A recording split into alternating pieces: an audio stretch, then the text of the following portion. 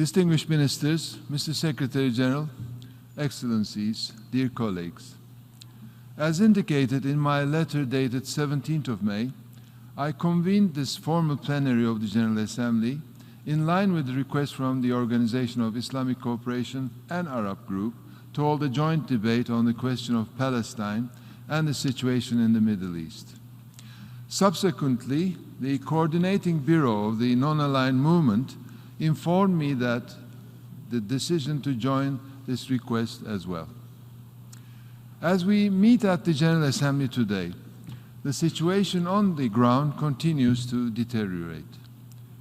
We have witnessed the worst violence in years. Hundreds of innocent lives have already been taken. The suffering is immense. It is inhumane and simply unbearable. I'm extremely concerned about the protection of civilians, particularly amidst continued bombardment of Gaza, and for international humanitarian law. I condemn all attacks against civilians and religious sites. It is particularly heartbreaking that the escalation of the attacks began at the end of the Muslim holy month of Ramadan. The raid on the Al-Aqsa Mosque, which is one of the holiest places on earth for 1.8 billion Muslims, was shocking. I once again urge display of respect to all places of worship, including Al-Aqsa Mosque, Al-Haram al-Sharif. Since the onset of the current escalation, nearly 2 weeks ago, the UN has reported that over 200 Palestinians, including 63 children and 35 women, have been killed in Gaza. In the last 24 hours alone, there were 6 Palestinian fatalities in Gaza.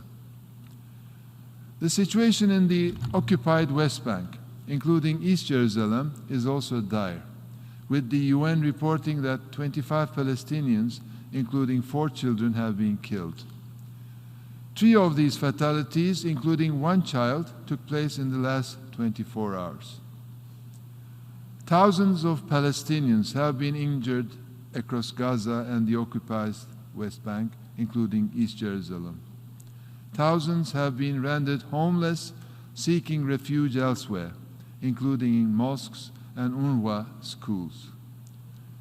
Civilians are also impacted in Israel, with fatalities and hundreds of injuries reported.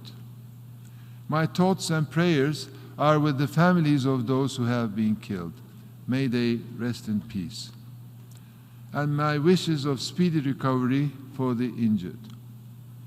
Excellencies, dear colleagues, I echo the calls for a ceasefire in Gaza.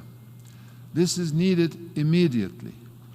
The parties must step away from the brink and respect international law. Israel, as an occupying power, must ensure compliance with its international humanitarian law obligations, including proportionate use of force. The violence and incitement in the occupied West Bank, including in East Jerusalem, must stop. Palestinians should not live under perpetual fear of eviction from their homes because of expanding settler colonialism in the West Bank. The eviction of Palestinians from their homes in Sheikh Jarrah could constitute a war crime under international law. Israeli courts have no authority in occupied East Jerusalem. The insecurity and extremely complex humanitarian conditions that many vulnerable Palestinians already experience on a daily basis have been exacerbated by the COVID-19 pandemic. Rapid, safe, and unimpeded access for humanitarian actors is essential to bring in food, health services, and other crucial humanitarian relief. UNRWA facilities have become places of refuge and safety for thousands of Palestinians displaced in recent days. This is another example of this agency's vital humanitarian role, and member states must ensure UNRWA receives sufficient financial and political support, including for yesterday's $38 million flash appeal, in order to continue providing its essential services. This is critical for regional stability. Excellencies, dear colleagues, we have unfortunately been at this juncture before many times. The question of Palestine is the longest standing issue on the UN peace and security agenda. It has been around as long as the United Nations. Let us therefore look at the real picture. This latest escalation did not happen in a vacuum. It is yet another flare-up that has risen to a point we simply cannot turn a blind eye to. This is not an isolated occurrence. It cannot be divorced from the broader context of this decades-long issue, including the protracted military occupation of the Palestinian territories. The occupation, compounded by political impasse and lack of negotiations, is the main underlying source of instability and perpetuation of the Israeli-Palestinian conflict. The Palestinian people have lived under occupation for decades.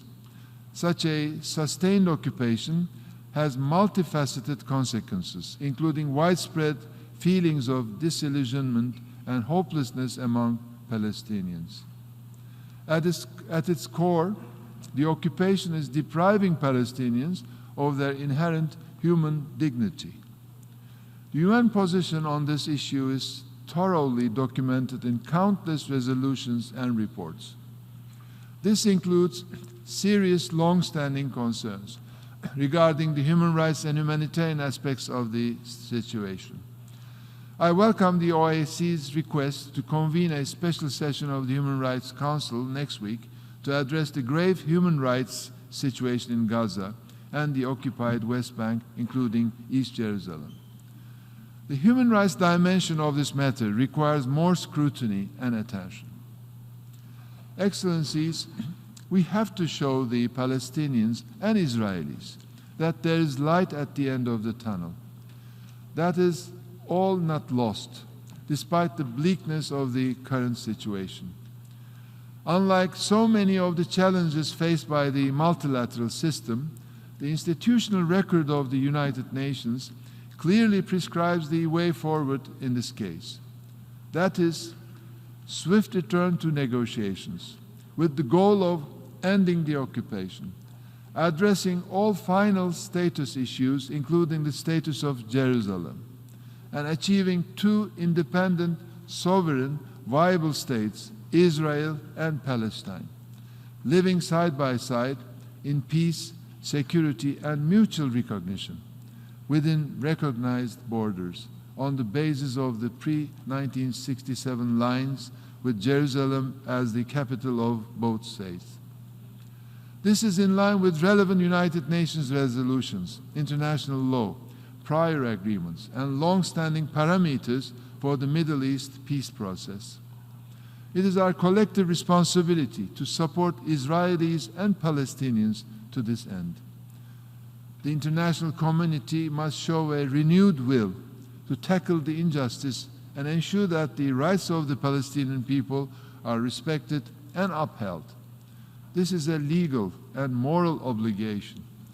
In this regard, I wish to reiterate my full support to the ongoing mediation efforts, including by the United Nations, the Middle East Quartet, and key international partners to reinvigorate the renewed credible negotiations in pursuit of the two-state solution.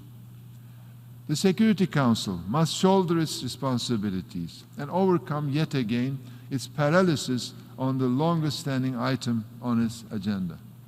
Inaction on this issue undermines, indeed hinders, the Council's and the United Nations' ability and credibility on other pressing peace and security matters.